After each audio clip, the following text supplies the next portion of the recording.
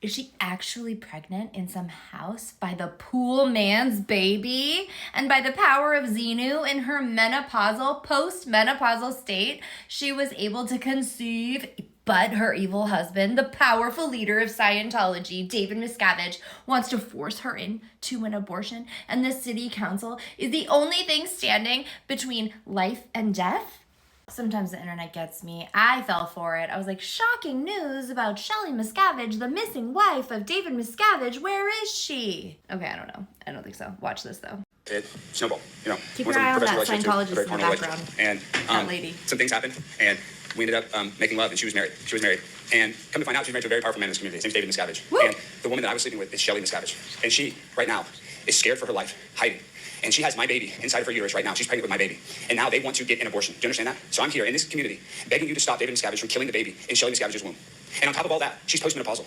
And through the power of Xenu, the galactic overlord, who's a Scientologist, we were able to have this baby. This baby could be the Jesus of Scientology. It could be the L. Ron Hubbard's breed of Scientology. How did a postmenopausal woman get pregnant by my seed? I'll tell you how.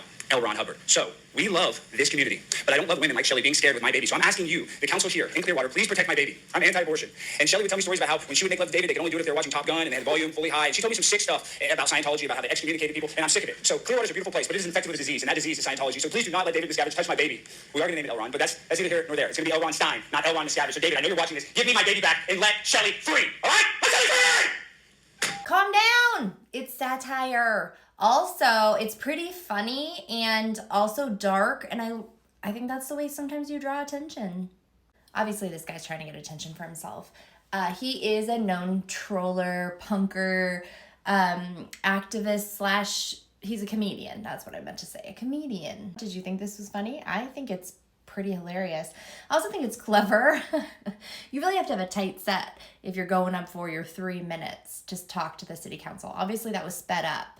That was on double speed. So that was a hell of a performance, don't you say? So let's talk about Shelley Miscavige, the wife of leader of Scientology, David Miscavige. She hasn't been seen in public. However, I don't know that she's really, quote, missing. I think she's doing exactly what the other wife, First Lady of Scientology, did, Mary Sue Hubbard. She was actually married to the founder.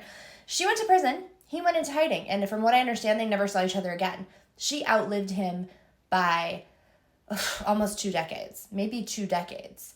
Never gave an interview, never talked to the public, lived in hiding. I don't even think anybody really gave her a second thought. Most likely she was under lock and key and surveillance that whole time. But as living in Hollywood Hills and being the widow of L. Ron Hubbard, I would think she would have been able to get herself out and get some help if that is what she had wanted.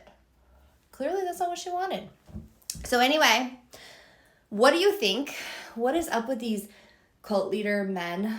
And what's up with their wives? Who are these women that protect this and then just skedaddle off into their little sunset? It reminds me of Serena from Handmaid's Tale, kind of. Like, we need a full redemption arc in order to love you again. So, I mean, Elizabeth Moss knows that. Everybody knows that.